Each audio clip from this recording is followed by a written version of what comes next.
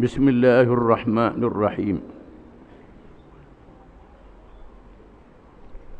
عن العرباض بن سارية السلمي bukan السلمي السلمي رضي الله عنه قال: نزلنا مع رسول الله صلى الله عليه وسلم قلعة خيبر ومعه من معه من المسلمين، وكان صاحب خيبر رجلا ماردا متكبرا، فأقبل إلى النبي صلى الله عليه وسلم فقال: يا محمد، ألكم أن تذبحوا حمرنا وتأكلوا ثمرنا وتضربوا نساءنا؟ فغضب رسول الله صلى الله عليه وسلم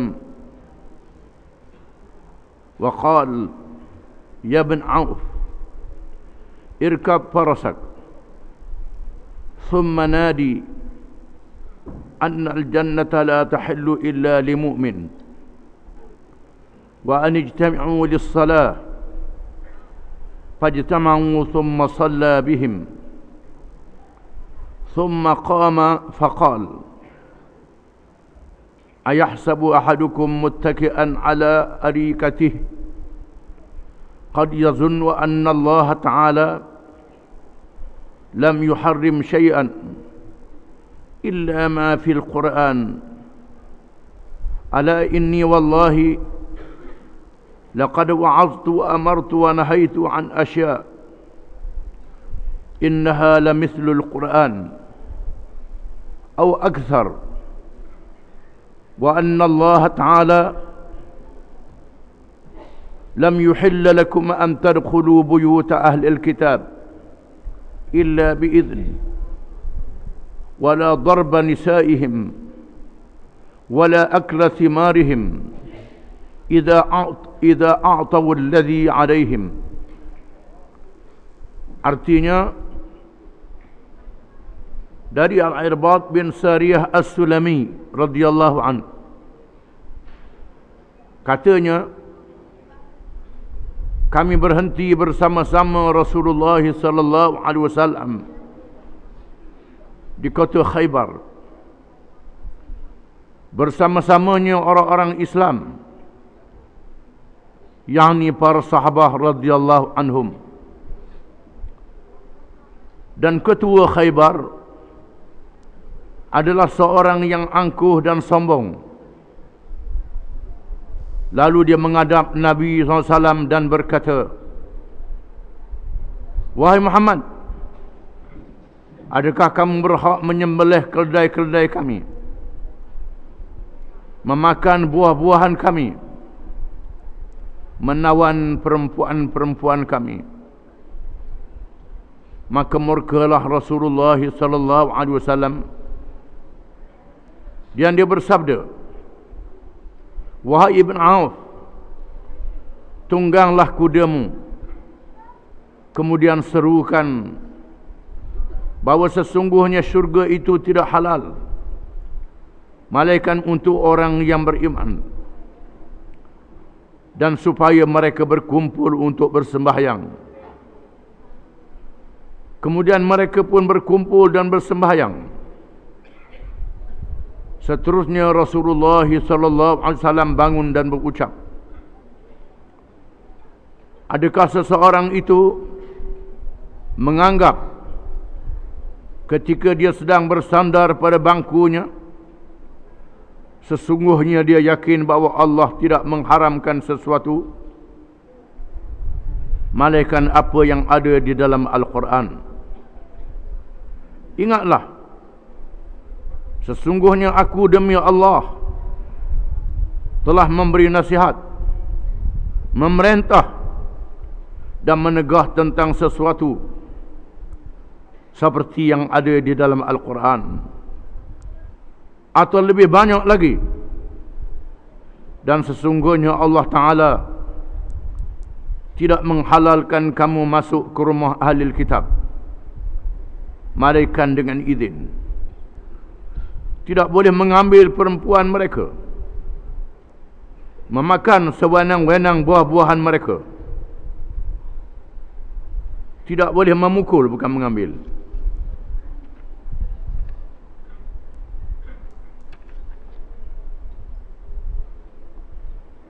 Tidak boleh memukul perempuan mereka, memakan sewenang-wenang buah-buahan mereka, apabila mereka telah memberi hak yang dikenakan kepada mereka. Hadis ini menunjukkan bagaimana Rasulullah sallallahu alaihi wasallam melaksanakan syariat Islam dengan adil kepada seluruh manusia, bukan sahaja kepada orang-orang Islam, termasuk kepada orang-orang yang bukan Islam. Hadis ini menceritakan berkenaan dengan peperangan Khaybar, iaitulah satu peperangan yang berlaku di antara tentera Islam di zaman Rasulullah sallallahu alaihi wasallam dengan orang-orang Yahudi. Apabila orang-orang Yahudi ataupun kaum Yahudi pada awalnya diajak bertahaluf, yakni bersepahaman dengan orang-orang Islam bersama Rasulullah sallallahu alaihi wasallam, supaya mereka dibenarkan berada di bawah kerajaan Islam, dalam keadaan mereka tidak dipaksa masuk Islam, dan dibenarkan mereka beramal dengan ajaran agama mereka sendiri, dengan syarat mereka mesti menunaikan hak-hak terhadap kerajaan Islam, tidak khianat, sama-sama memikul tanggungjawab di dalam negara Islam. Apabila orang-orang Yahudi sedikit saja masuk Islam dan sedikit sahaja yang terus berada di bawah kerajaan Islam dengan baik, kebanyakan mereka khianat berbagai-bagai cara untuk menjatuhkan kerajaan Islam, mengadakan hubungan dengan orang-orang musyrikin, sehingga berlakunya peperangan Ahzab yang mengepung Madinah, merancang untuk membunuh Nabi sallallahu alaihi wasallam dengan sihir, dengan racun, dan berbagai-bagai kejahatan lagi, menyebabkan sebahagian mereka diambil tindakan. Ada yang dijatuhkan hukuman bunuh, iaitulah lelaki-lelaki yang mampu berperang.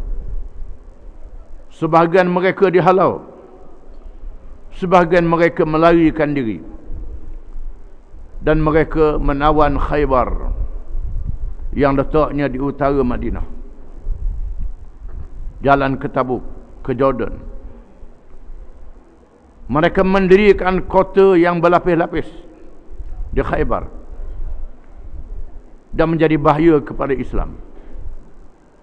Lalu Rasulullah sallallahu alaihi wasallam memimpin bala tentera untuk menyerang Khaybar. Bila sampai di pinggir Khaybar, berkhemah di tempat markas operasi tentera yang disediakan. Nabi SAW bersabda di waktu malamnya, besok harinya berperang, sabda Rasulullah sallallahu alaihi wasallam, la u'tiyanna ar-rayata ghadan rajulan yuhibbullaha wa rasulahu wa yuhibbuhu Allah wa rasuluhu. Esok aku akan serahkan bendera perang kepada seorang yang mengasihi Allah dan Rasul, dan Allah dan Rasul mengasihinya. Maka ramai sahabat-sahabat yang datang awal bersemayang subuh bersama dengan Nabi SAW, dan ada yang datang sebelum subuh kerana berebut untuk menerima bendera yang diserahkan oleh Nabi SAW bagi memimpin bala tentera di barisan hadapan. Sehingga Sayyidina Umar ibn Khattab radhiyallahu anhu berkata, tidak pernah ada dalam hati aku untuk berebut menjadi ketua, malaikat pada hari itu, hari perang Khaybar. Kerana menjadi ketua adalah satu amanah, dan Nabi SAW bersabda, la nuwalli ahadan talabahu aw harasa alaih. Demi Allah, aku tidak akan melantik orang yang terlalu ingin meminta menjadi ketua, meminta jawatan, dan orang yang terlalu gemar kepadanya. Kerana ini adalah amanah. Orang yang memegang jawatan dengan diberi kepadanya bukan dia nak sangat, ditolong oleh Allah. Orang yang nak sangat boleh akan dibebankan oleh Allah dan tidak ditolong oleh Allah. Kata Sayyidina Umar radhiyallahu anhu, tetapi pada hari perang Khaybar itu aku terlalu ingin untuk menjadi ketua, kerana Rasulullah menyebut rajulan yuhibbullah wa rasulah wa yuhibbuhu Allah wa rasuluh. Orang yang diberi menjadi ketua ini orang yang mengasihi Allah dan Rasulnya, dan Allah dan Rasul sangat mengasihinya. Mereka menunjuk diri supaya dipandang oleh Rasulullah SAW dan melantiknya. Tiba-tiba tak ada seorang pun yang disebut nama. Disebutnya Aina Ali, mana dia Ali? Disebut menantunya Ali bin Abi Talib radhiyallahu anhu yang tidak hadir bersemayang pada pagi itu. Dia beritahu Ali sakit mata. Lalu diminta Ali dipanggil. Maka datanglah Ali bin Abi Talib radhiyallahu anhu. Lalu Rasulullah SAW meludah ke dalam matanya dan berlakulah mukjizat, sembuh baik dengan serta-merta. Diserah kepadanya bendera. Sebaik saja Sayyidina Ali memegang bendera, berdiri dengan tegak sebagai seorang tentera yang gagah berani, memandang ke arah Khaybar dan berkata, uqatiluhum liyakunu mithlana, saya perangi mereka supaya mereka jadi macam kita, yang jadi Islam macam kita. Sabda Rasulullah sallallahu alaihi wasallam, ala rislik idza kunta bi sahatihim ud'uhum ila syahadati an la ilaha illallah wa inni rasulullah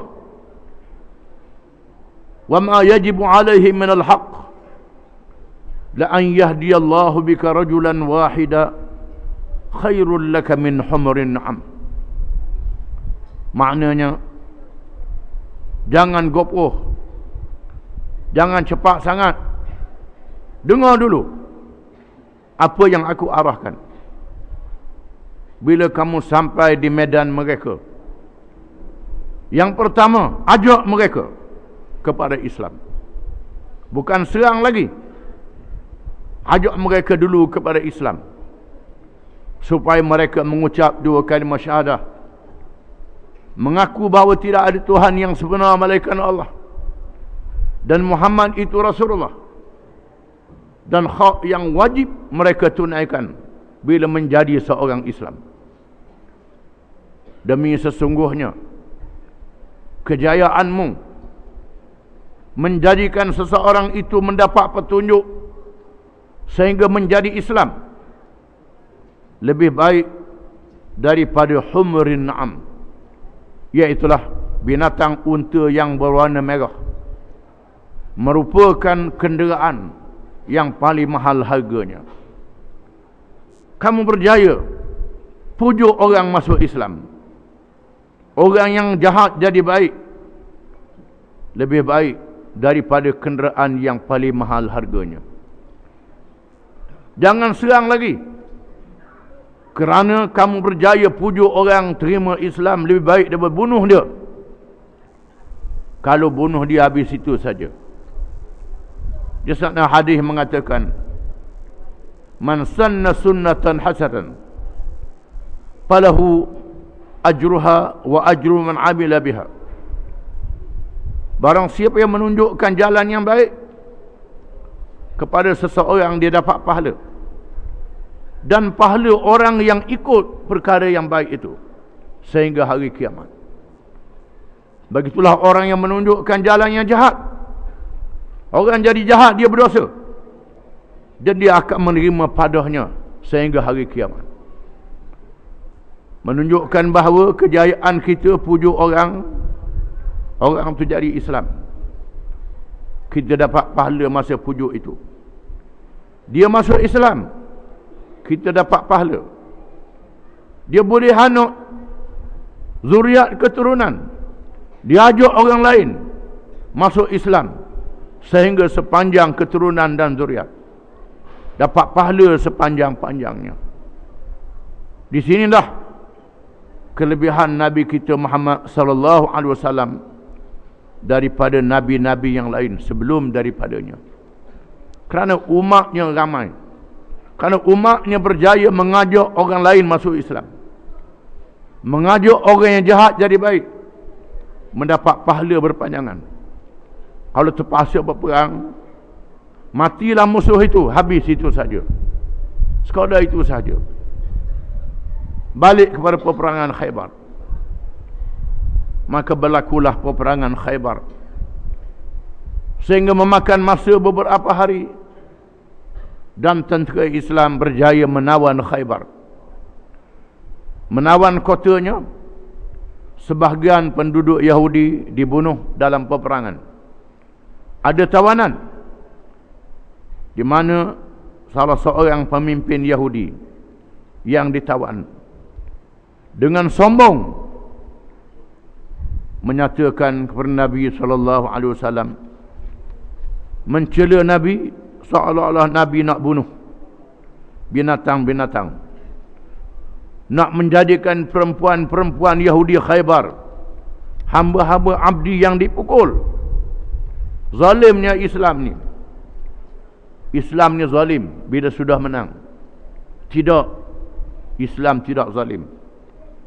Bahkan Nabi SAW mengarahkan bala tentera Islam dan sahabat-sahabatnya juga mengarahkan sebagaimana yang diarah oleh Nabi SAW.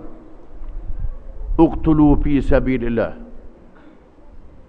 uqtulu bismillah, wa fi sabilillah, wa la taqtulu imra'atan, wa la shaykhan kabiran, wa la rahiban fi sawma'atihi, wa la taqta'u shajaratan musmirah. Uqtulu wa la taqduru wa la tumathilu, atau kama qala. Berperanglah dengan nama Allah untuk menegakkan agama Allah. Bila kamu berperang, jangan membunuh orang tua, jangan membunuh perempuan, jangan membunuh kanak-kanak, budak-budak, jangan membunuh padri-padri, pendeta-pendeta, sami-sami yang beribadat di rumah ibadat. Jangan merosakkan kebun-kebun. Begitulah juga binatang-binatang ternakan. Bila membunuh musuh, jangan dicincang musuh itu. Jangan menyaing mayatnya yang sudah mati. Jangan khianat kepada perjanjian. Itu pesanan Nabi SAW kepada tentera Islam. Di mana orang Islam adil, bukan sahaja masa aman, masa memerintah, termasuklah di masa peperangan.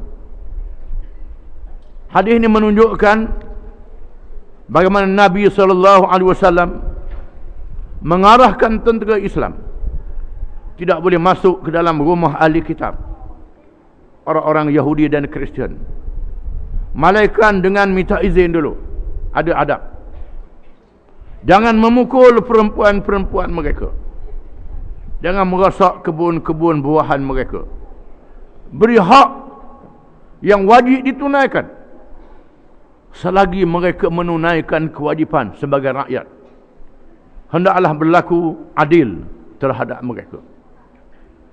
Di mana amalan ini disambung oleh kerajaan Islam sepanjang zaman, menyebabkan orang kafir masuk Islam. Sayyidina Umar ibn Khattab radhiyallahu an yang memerintah negara ketika wilayah Islam berkembang dengan luas. Parsi, Rom, Mesir, sebahagian utara Afrika. Banyak orang-orang bukan Islam berada di bawah kerajaan Islam. Mereka dilayan dengan adil. Pada suatu hari Sayyidina Umar berjalan, melihat seorang Yahudi tua yang meminta sedekah. Dia tak kenal Sayyidina Umar, ataupun dia kenal. Sayyidina Umar tanya dia, mengapa minta sedekah?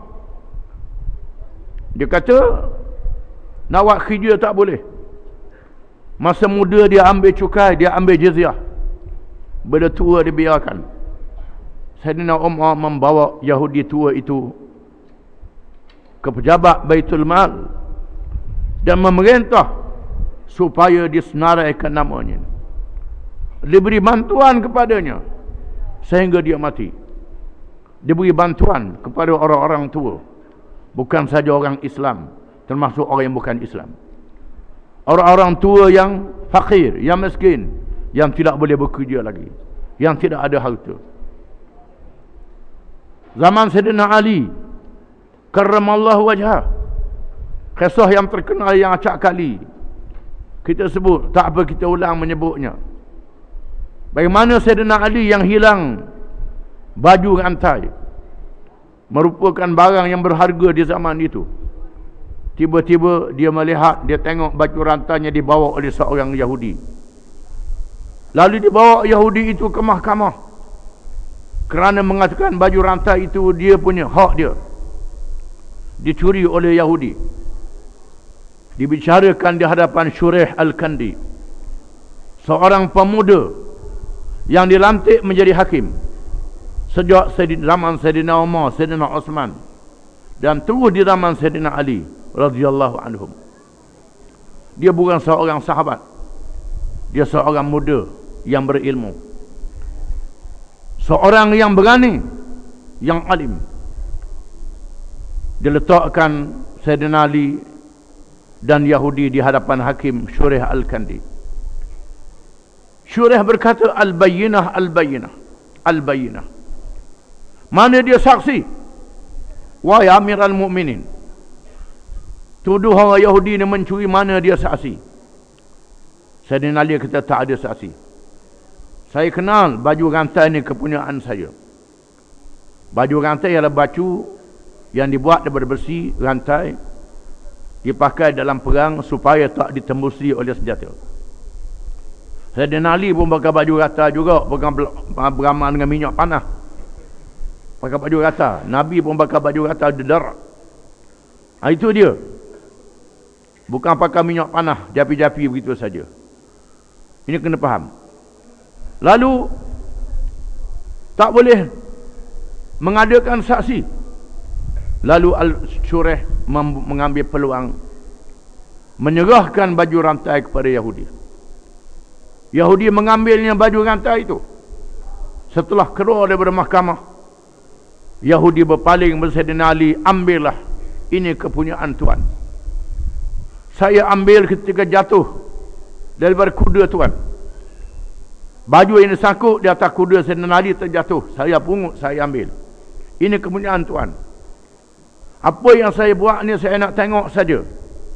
Inilah hukum yang adil, hukum Nabi-Nabi, hukum Rasul, hukum Allah yang adil.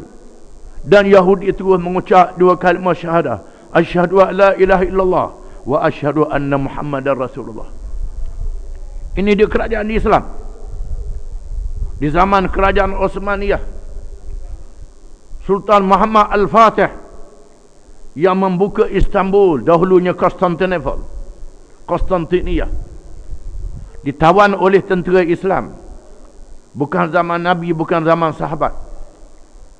Raja yang disebut oleh Nabi SAW, la tuftahannal Konstantiniyah fala ni'mal amir huwa al-amir wa la ni'mal jayshu dzalikal jaysh.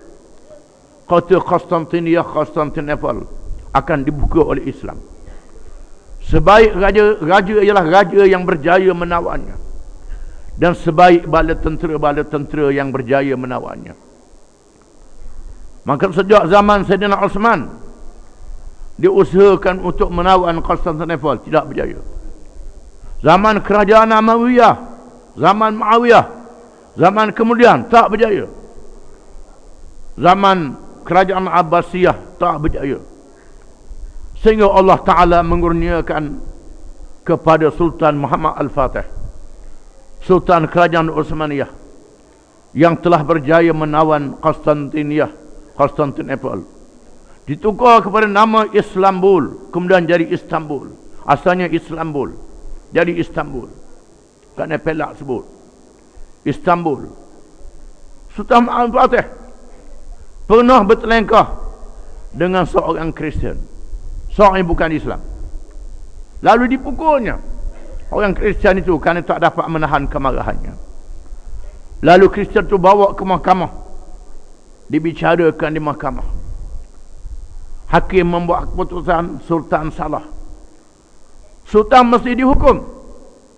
Hukumannya ialah qisas, hukum balas. Menyebabkan orang Kristian merasa tercengang, merasa heran.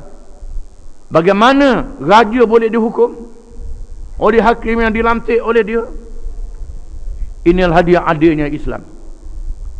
Inilah adil yang ditunjuk oleh Rasulullah sallallahu alaihi wasallam.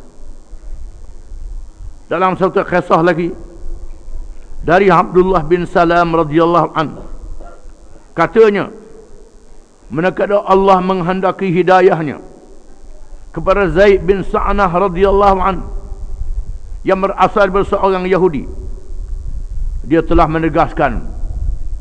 Abdullah bin Salam juga seorang Yahudi. Abdullah bin Salam ialah sahabat yang disebut oleh Nabi SAW menjadi ahli syurga. Menjadi ahli syurga. Disebut oleh Nabi ini salah seorang sahabat yang dijamin masuk syurga oleh Allah. Dia beritahu kepada Nabi SAW. Dia mencerita bagaimana sebelum dia masuk Islam, dia telah bermimpi. Dia masuk dalam satu kebun.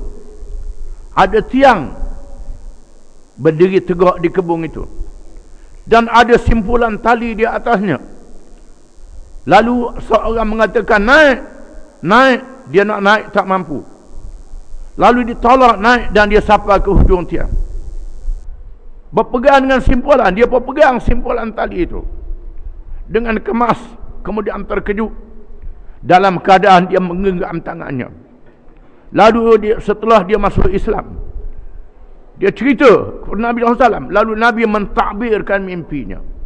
Mimpi ni ada mimpi yang boleh ditakbir, ada mimpi karuk yang tak boleh ditakbir.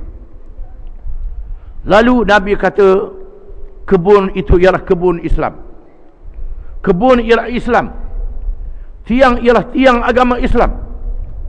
Kamu naik di atas tiangnya dan kamu memegang simpulan tali, itu simpulan agama Islam. Kamu pegang menunjukkan kamu akan terus dalam Islam dan mati dalam Islam dan menjadi ahli syurga. Itu disebut dalam hadis-hadis riwayat yang sahih oleh ulama-ulama hadis. Abdullah bin Salam menceritakan rakan dia Zaid bin Sa'nah yang juga seorang Yahudi menceritakan kepadanya, semua tanda-tanda kenabian telah aku lihat pada wajah Muhammad sallallahu alaihi wasallam. Malaikat dua perkara, iaitu sifat lemah lembutnya mengatasi sifat jahil. Kesempitan jahilnya tidak boleh mengatasi lemah lembutnya. Tiba-tiba aku melihat Rasulullah SAW keluar rumahnya bersama-sama Ali bin Abi Talib. Tiba-tiba datang seorang seperti orang Badui menemuinya. Lalu dia memberitahu Rasulullah SAW dengan katanya, "Ya Rasulullah, saya ada mempunyai beberapa orang pengikut di sebuah kampung. Mereka masuk Islam. Dan saya memberitahu kepada mereka, kalau kamu masuk Islam akan datang kepada kamu rezeki yang banyak." Tiba-tiba mereka ditimpa kemarau dan kesempitan hidup. "Ya Rasulullah, saya bimbang kalau mereka murtad kerana tomokkan kemewahan sebagaimana mereka masuk Islam." Dengan merenung tajam ke arahnya, aku pun pergi kat dia cerelong. Cerelong ke Rasulullah. Masa tu dia dah masuk Islam lagi. Cerelong. Dan berkata, "Wahai Muhammad, mengapa engkau tidak bayar hutangku? Memang keluarga Abdul Muttalib terkenal dengan menangguh hutang. Pasal apa Muhammad tidak bayar hutangku? Belum sampai tempoh minta hutang dah. Memang anak beranakmu Abdul Muttalib tak kira mu anak cucu dia ni, dia ni tak bayar hutang. Payah bayar hutang." Aku melihat mata mata beliau dan merenungku dengan tajamnya menengking. "Wahai musuh Allah, adakah kamu telah cakapkan apa yang aku dengar? Maka kamu lakukan apa yang aku lihat? Demi Tuhan, di mana diriku berada di dalam genggamannya, kalaulah aku tidak berhati-hati, nescaya aku pancung lehermu dengan pedangku ini," kata Sayyidina Umar.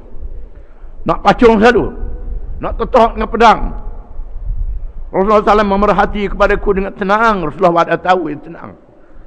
Dan bersabda, "Wahai Umar, aku lebih perlu daripada itu. Kalau engkau memintaku supaya membayar hutangnya dengan baik dan meminta dia supaya dia berlaku baik, pergilah wahai Umar, berilah haknya dan tambah lagi dengan 20 gantang tamar sebagai upah perangainya." Kata Nabi dengan tenang saja, "Wahai Umar, mungkin bawa dia bayar hutang. Bayar hutang, aku lebih suka bayar hutang dia, bayar hutang dia daripada bertindak terhadap dia. Kemudian mu bagi lebih, tambah 20 gantang buah tamar, lebih daripada hutang dia lagi. Hadiahkan perangai dia," kata Nabi. Lalu Umar pun pergi bersama-samaku. Abdullah bin Darnah menceritakan, "Dan menunaikan hakku dengan ditambah 20 gantang tamar. Lalu aku berkata kepada Umar, yang lebih ini mengapa pula Umar?" Umar menjawab, "Rasulullah yang menyuruh aku menambahnya sebagai upah perangaimu yang kasar tu. Hak lebih ni upahmu kasar depan Nabi," kata Sayyidina Umar. Lalu Zaid bertanya, "Wahai Umar, awak kenalkah aku ni siapa?" "Mu kenal tak aku siapa dia?" Yahudi ni kata Sayyidina Umar, "Mu kenal tak aku ni siapa dia?" Umar menjawab, "Aku tidak kenal. Aku tak kenal mu siapa dia." Kata Zaid, "Akulah Zaid bin Sa'nah. Aku ni Zaid bin Sa'nah, seorang Yahudi yang juga pemimpin dalam masyarakat Yahudi." Umar bertanya, "Pendeta Yahudi kah? Mu ni pendeta Yahudi?" Zaid menjawab, "Ya." Umar bertanya lagi, "Mengapa awak lakukan begitu terhadap Rasulullah?" "Pasal apa membuat begitu ke Rasulullah? Mu ni pendeta Yahudi, tahu kitab-kitab Yahudi. Perangai ni tak patut. Orang alim macam mu ni dalam agama mu buat perang daripada Rasulullah."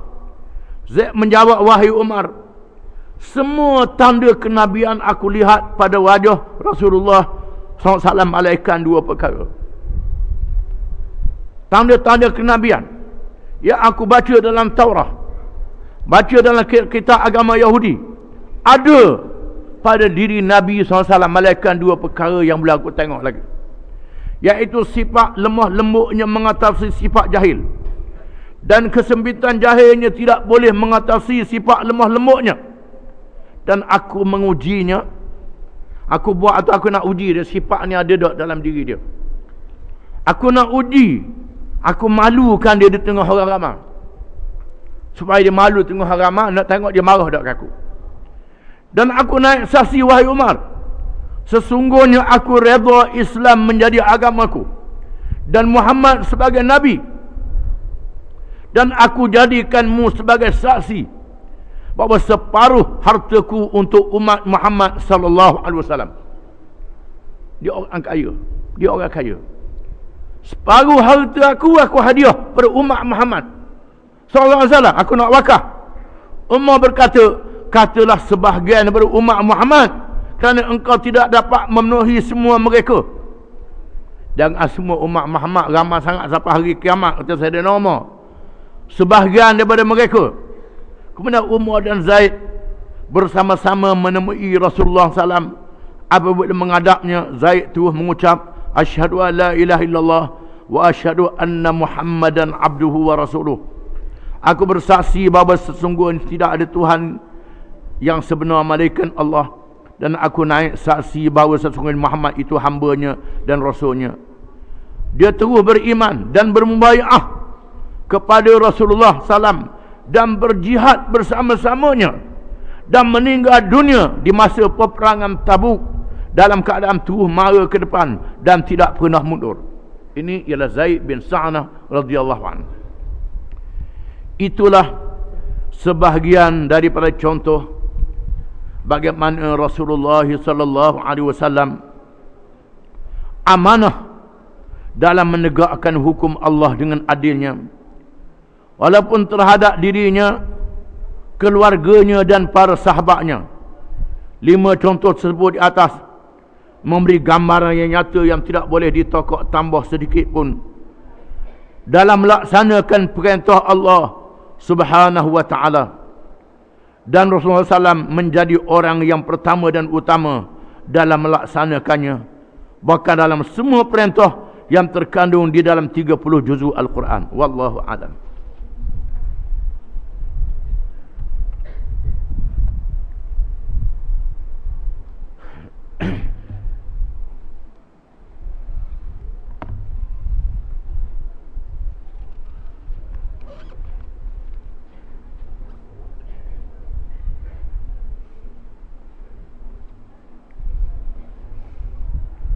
Bismillahirrahmanirrahim. Hadis yang ke-54. An Abi Zaid Amr bin Akhtab Al-Ansari radhiyallahu anhu قال صلى بنا رسول الله صلى الله عليه وسلم من الفجر وصعد المنبر فخطبنا حتى حضرت الظهر فنزل فصلى ثم صعد المنبر فخطب حتى حضرت العصر ثم نزل فصلى ثم صعد المنبر حتى غربت الشمس فأخبرنا ما كان وما هو كائن فأعلمنا أحفظنا رواه مسلم. Dari Abi Zaid Amr bin Akhtab Al-Ansari radhiyallahu anhu, katanya telah bersabda oleh Rasulullah sallallahu alaihi wasallam, telah sembahyang bersama kami oleh Rasulullah SAW sembahyang fajar, yakni sembahyang subuh.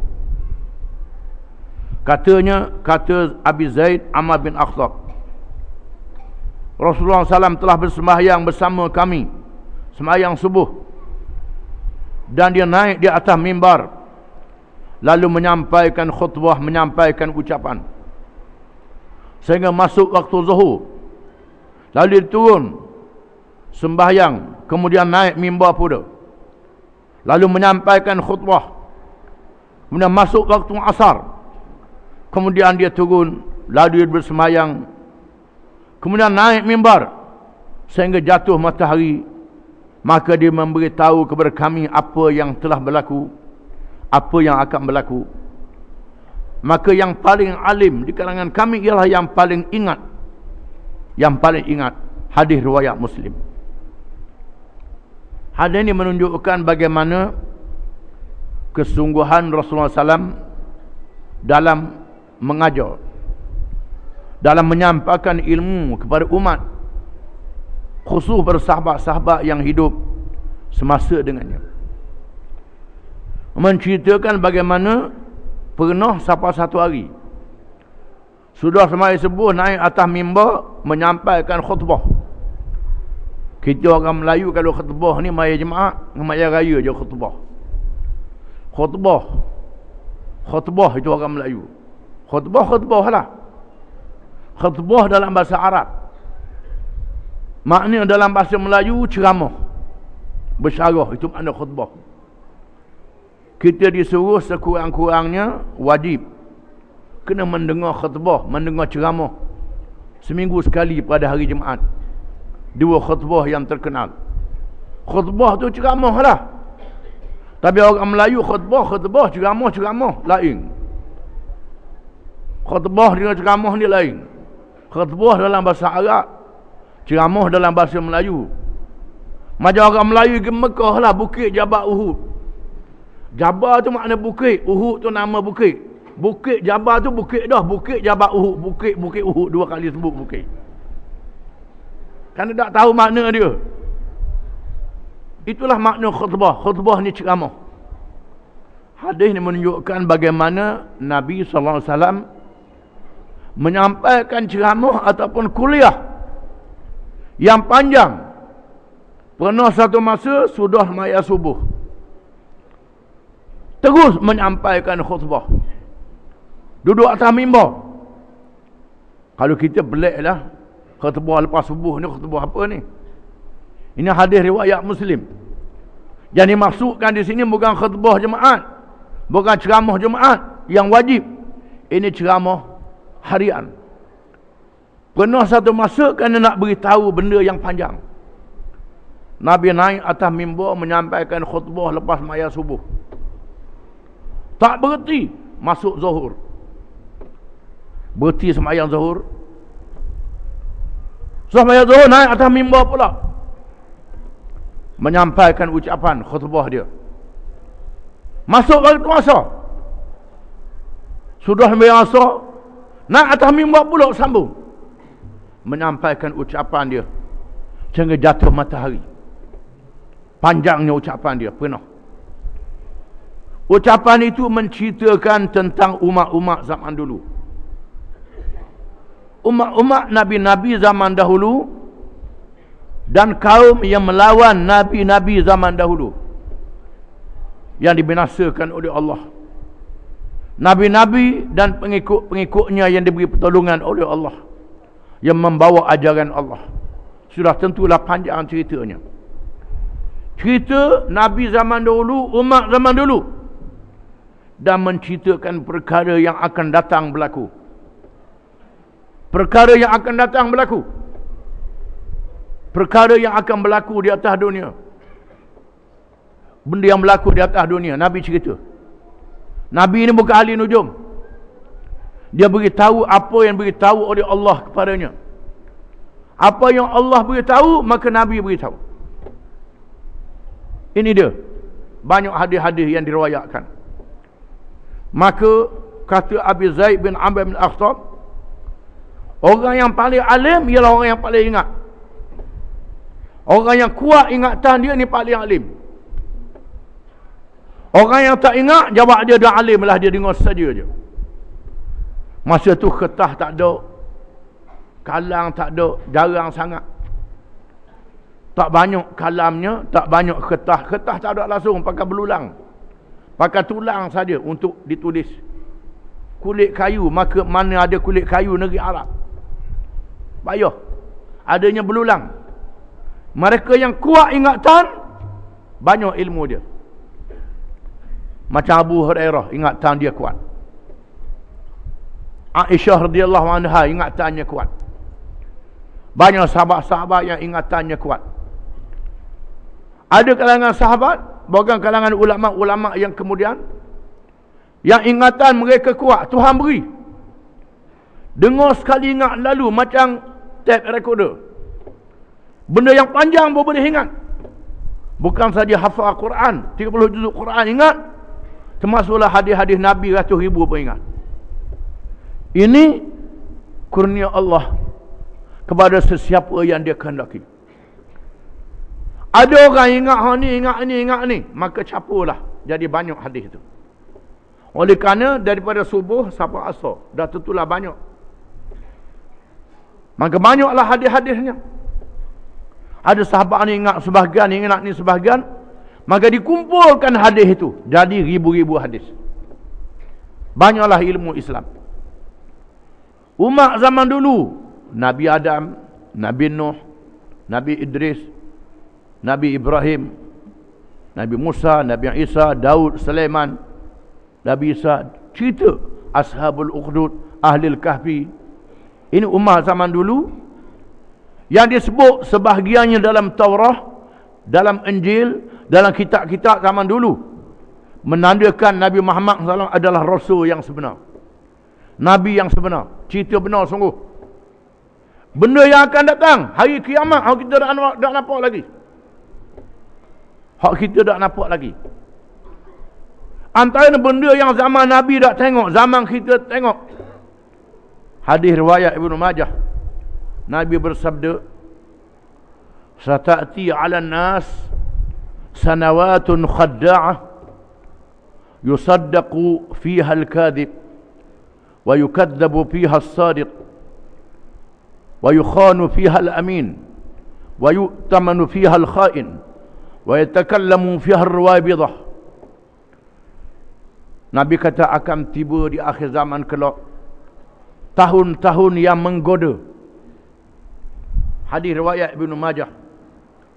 As-Sindi yang mensyarahkan hadis ini mengatakan tahun-tahun yang menggoda ini ialah tahun-tahun yang musimnya tidak menentu. Musim hujan tak menentu, musim panas tak menentu, musim sejuk tak menentu. Ada negeri yang patut panas jadi sejuk, hak sejuk jadi panas. Akan berlaku di akhir zaman. Kita tengok hari ni. Kita tengok hari ni musim beredar sudah tidak betul. Ini di antara benda yang diberitahu oleh Nabi SAW yang berlaku di akhir zaman. Sebabnya ialah kerana manusia merosakkan muka bumi. Merosakkan muka bumi, melakukan fasad. Tomok ke harta tebang balok dengan tidak ada ukuran dan sukatan. Buang bukit, kambuh paya, mengadakan ujian senjata. Nak berperang maka diuji bom yang paling kuat, bom atom, bom nuklear. Diuji di tengah lautan Pasifik, lautan Atlantik, lautan di tengah padang pasir. Digali, diletakkan bahan letupan nuklear, diletupkan sehingga kekuatannya menyamai dengan berjuta berutir bom. Letupan yang kuat ini menggegarkan bumi. Yang digali, yang dikambus, yang ditebang, bahkan menyebabkan bumi retak dan berlakunya gempa bumi. Gempa bumi sama gempa bumi sini. Hari ini ada ahli sains mengatakan bahawa tsunami yang berlaku di Indonesia beberapa tahun yang lalu menyebabkan paksi dunia beralih hanya 2 cm saja. Paksi dunia, iaitulah kutub utara beralih 2 cm saja. Tak sampai seinci. Pendek sangat beralih kutub utara.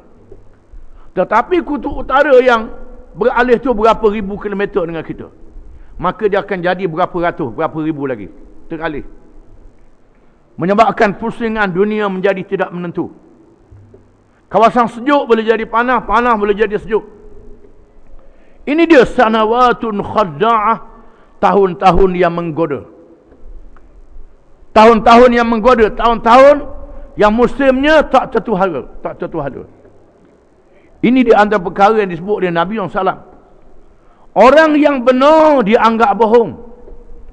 Orang yang bohong dianggap benar.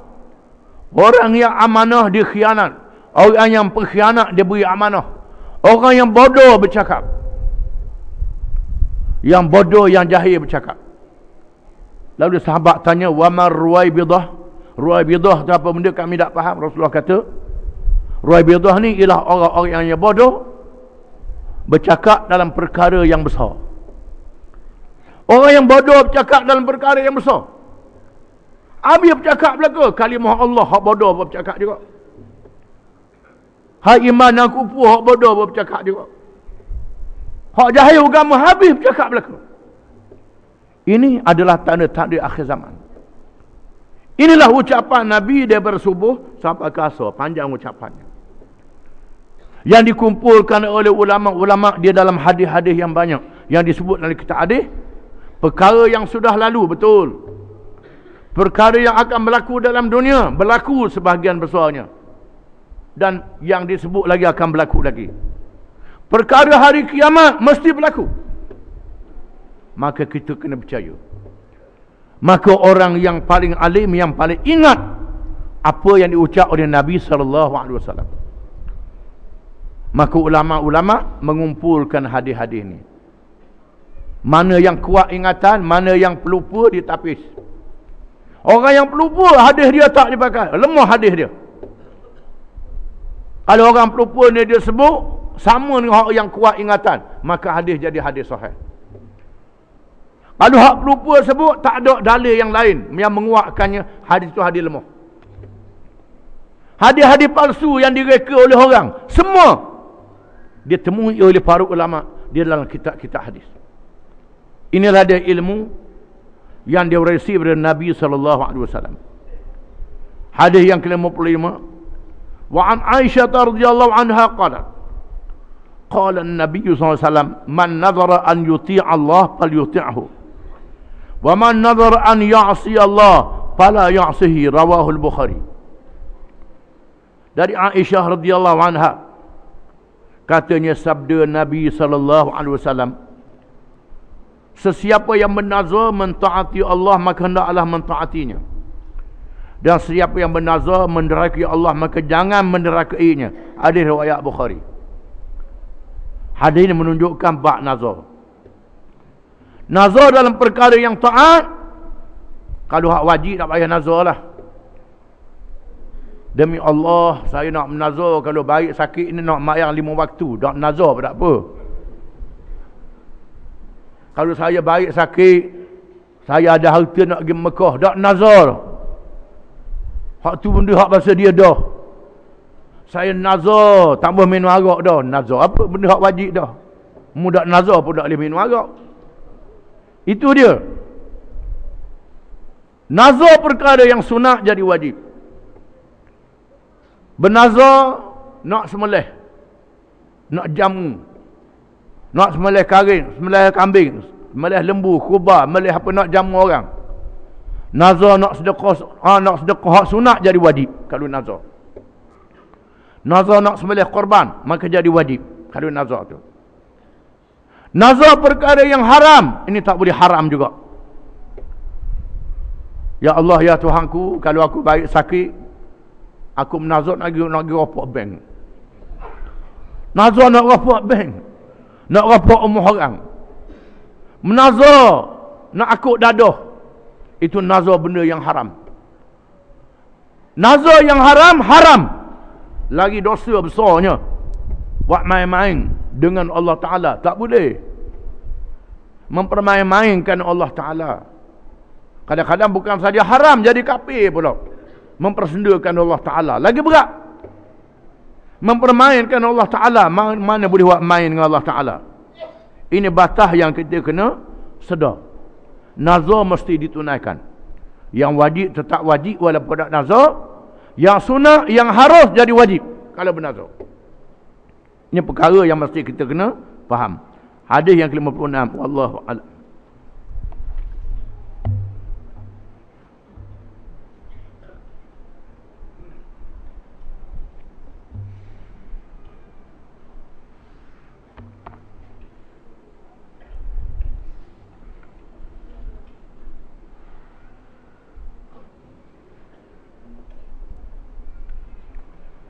A'udzu billahi minasy syaithanir rajim. Ayat 40. Fala uqsimu bi rabbil masyariqi wal magharib inna laqadirun ala an nubaddila khairan minhum wa ma nahnu bimasbuqin fadharhum yakhudu wa yal'abu hatta yulaqu yawmahum alladhi yu'adun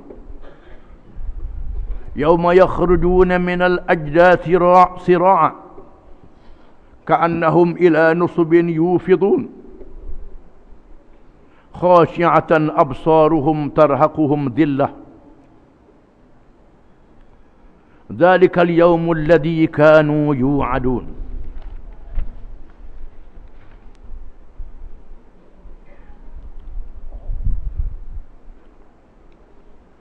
Maka aku bersumpah dengan kebesaranku Tuhan yang menguasai seluruh alam, meliputi tempat-tempat terbit matahari dan bulan bintang dan tempat-tempat tenggelamnya. Sesungguhnya kami tetap berkuasa membinasakan mereka serta menggantikan mereka dengan makhluk-makhluk yang lebih baik dari mereka. Dan kami tidak sekali-kali dapat dikalahkan atau dilemahkan. Oleh itu biarkanlah mereka, wahai Muhammad sallallahu alaihi wasallam,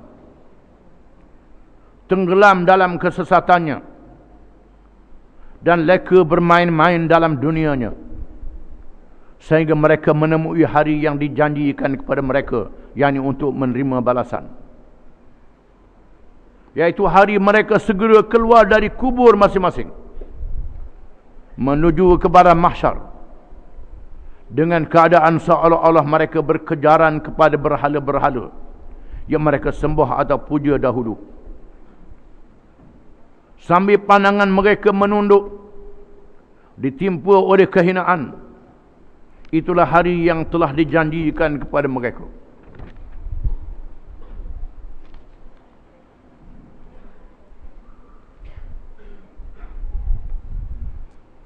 Ayat-ayat ini adalah penutup kepada suratul Ma'arij. Setelah disebut dalam ayat-ayat yang terdahulu pertarungan di antara golongan iman dan golongan kufur, golongan Islam dan jahiliyah, Allah menentukan hukuman terhadap masing-masing di dunia dan di akhirat dengan penentuan yang adil daripada Allah yang menguasai seluruh alam. Maka ditutup surah ini dengan ayat-ayat yang dibaca. Fala uqsimu bi rabbil masyariqi wal magharib. Maka demi sesungguhnya aku bersumpah dengan demi Tuhan. Tuhan tu dia sendirilah yang menguasai timur dan barat, tempat-tempat naik matahari, bulan dan bintang cakrawala. Di mana matahari, bulan dan bintang naik mengikut tempat yang berbeza di antara satu hari dengan satu hari. Dan tempat jatuhnya juga berbeza. Tempat-tempat yang banyak. Di sinilah kita melihat jadual waktu semayang berubah tidak sama. Jadual waktu semayang tidak sama pada tiap-tiap hari. Keadaan musim tidak sama. Kerana kedudukan bulan, matahari, bulan, bintang cakrawala. Tempat-tempat naik yang berbeza dan tempat-tempat turun yang berbeza. Matahari yang besar berlipat kali ganda pada bumi. Bintang-bintang yang besar, ada yang lebih besar pada bumi tempat kita berpijak. Yang banyak laksana pasir di bumi. Ditentukan perjalanannya masing-masing. Ditentukan tempat-tempat naik dari timur dan menuju ke arah barat. Dalam waktu yang berbeza dan tempat yang berbeza. Inna laqadirun. Sesungguhnya kami, yakni Allah, laqadirun, berkuasa. Kami berkuasa. Sebagaimana kami menciptakan itu semua, kami juga berkuasa untuk membinasakan. Ala an nubaddila khairan minhum wa ma nahnu bimasbuqin. Kami berkuasa juga untuk menukar yang lebih baik daripada mereka. Mereka yang jahat, yang zalim, walaupun berkuasa besar sekalipun, kami boleh tamatkan kuasa mereka, pemerintahan mereka. Allah Ta'ala sebut dalam Quran, Namrud yang memerintah dunia, Fir'aun yang kaya dan berkuasa, Parsi dan Rom, kuasa-kuasa besar dunia di zaman moden, komunis dan barat, kapitalis. Allah Ta'ala tetapkan masa riwayatnya, ditamatkan dengan kuasa Allah Ta'ala. Kami berkuasa untuk menukarkan mereka yang zalim, yang jahil, yang jahat dengan yang lebih baik daripada mereka. Wa ma nahnu bimasbuqin. Dan kami tidak boleh disanggah, tidak boleh tentang. Tidak ada siapa yang boleh memintas kami. Tidak ada siapa yang boleh menghalang kuasa kami, Allah Subhanahu Wa Taala. Siapa boleh tahan Allah Ta'ala? Siapa boleh lawan Allah Ta'ala? Allah Ta'ala tunjuk sedikit saja. Di Kobe, negeri Jepun, Jepun membuat bangunan yang tahan kalau gempa bumi mengikut sukatan sekian-sekian skala Richter. Kalau mari gempa bumi mengikut kadar ni, bangunan tu tak runtuh. Allah Ta'ala tambah lebih sikit je runtuh juga. Tambah lebih sikit je. Belum habis kiamat lagi. Tambah lebih sikit. Begitulah kuasa-kuasa besar dunia yang kaya tidak boleh menahan daripada keputusan Allah Ta'ala. Kaum Ad yang mendirikan tiang-tiang daripada balok yang dipahat daripada batu, bukan balok kayu, balok batu. Dijadikan tiang-tiang untuk bangunan mereka. Dengan tubuh badan mereka yang besar yang dianggap manusia gergasi. Mereka lawan Nabi Hud, menentang Nabi Hud. Allah Ta'ala binasakan mereka dengan tiupan angin yang menerbangkan mereka yang besar itu dan meruntuhkan bangunan-bangunan mereka. Kaum Samud yang mendirikan rumah melalui bukit-bukit batu pejar yang dipahat. Banjir tak jadi apa, gempa bumi tak jadi apa mengikut anggapan mereka. Rumah yang kukuh. Mereka lawan Nabi Saleh. Allah Ta'ala turunkan hukuman dengan tempik yang kuat. Pecah jantung mereka semua. Mereka mati tersandar di dalam rumah masing-masing. Rebah bergelempangan. Ini kekuasaan Allah. Sebagaimana kaum Nuh ditenggelamkan dengan taupan yang besar. Fir'aun dan bala tenteranya ditenggelamkan dengan laut. Namrud dibinasakan dengan tentera nyamuk yang kecil. Walillahi junudus samawati wal ardh. Bagi Allah bala tentera di langit dan di bumi. Walillahi junudun lam taraha. Junudun lam taraha, dan bagi Allah tentera yang tak dapat dilihat. Yang kita tak nampak, tentera yang nampak semuanya ada. Tidak ada siapa yang boleh menahan bila Allah menjatuhkan hukuman. Allah Ta'ala boleh tukar yang jahat kepada yang baik, dan Allah Ta'ala matikan yang baik, tidak selama-lamanya di atas dunia.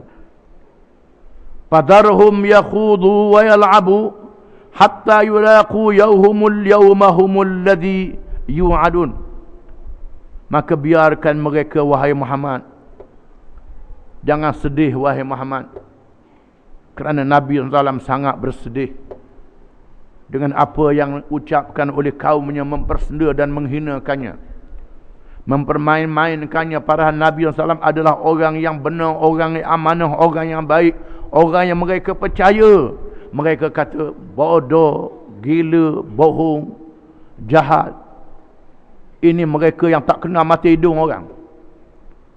Nabi pun tak kena. Apa kita yang tak Nabi ni, lagi dia tak kena. Kalau Nabi orang sanggup kata begitu, orang sanggup kata bohong, kata tak betul. Nabi yang dilihat perangai daripada kecil sampai tua dilantik menjadi Nabi. Mereka boleh lawan, mereka boleh hina. Allah Ta'ala kata, zarhum, biarkan mereka, fadarhum yakhudu, mereka bermain dengan kebatilan, dengan kemewahan dunia yang ada pada mereka, dengan kekayaan yang ada pada mereka, dengan kuasa yang ada pada mereka. Wayal abu, mereka bermain. Biar mereka bermain, nak main sokaan ke, nak main hiburan ke, nak main apa ke, dengan sebebas-bebasnya, hatta yulaqu yawmahumul ladzi yu'adun, sehingga mereka ditemukan dengan hari yang mereka dijanjikan. Hatta yulaqu yawmahum, hingga mereka ditemukan. Yulaqu, mereka ditemukan, mengikut bacaan kebanyakan ulama, mengikut bacaan Ibnu Muhaisin, Mujahid dan Humaid, hatta yalqaw yawmahumul ladzi yu'adun, hingga mereka bertemu. Kalau yulaqu, mereka ditemukan. Yalqaw, mereka bertemu. Hak tulalah makna dia. Yulaqaw, mereka diheret bertemu. Yalqaw, mereka jalan sendiri bertemu. Temu juga. Heret berjalan, bertemu belaka. Yawmahumul ladzi yu'adun, hari yang mereka dijanjikan. Ada ulama tafsir mengatakan ayat ni ayat yang mansurah, yang dinasahkan dengan ayat perang. Jangan biarkan mereka main, perang mereka.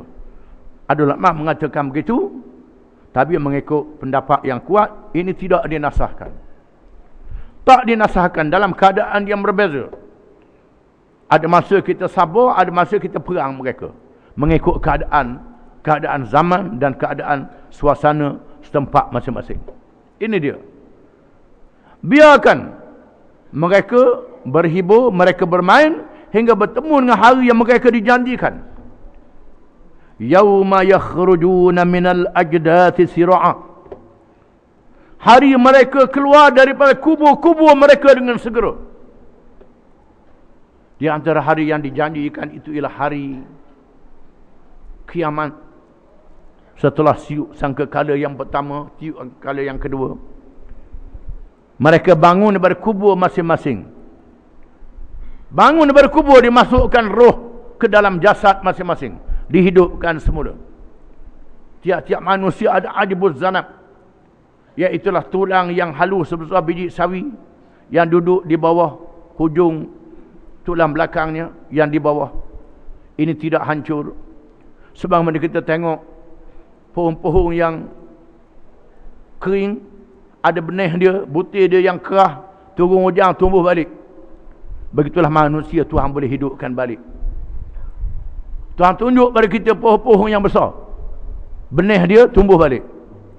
Begitulah pada manusia ada benihnya. Mereka akan keluar setelah dihidupkan, sira'an, dengan segera. Ka'annahum ila nusubin yufidun, seolah-olah mereka bersegera untuk menuju kepada nusub. Nusub ialah berhala-berhala yang mereka anggap boleh memberi nasib baik kepada mereka. Kalau zaman dulu, nusub ni berhala-berhala. Mereka anggap berhala ni jadi tuah. Tanam padi jadi, kebun jadi, nega jadi. Berhala-berhala yang mereka puja. Mereka pergi kepada berhala tu kerana nak utung menega, tanaman jadi dan seumpamanya sembelih. Puja berhala-berhala. Zaman sekarang puja orang pula. Puja orang yang diharapkan boleh beri benda kepada mereka. Dengan segera mereka pergi bertempat yang dipuja itu.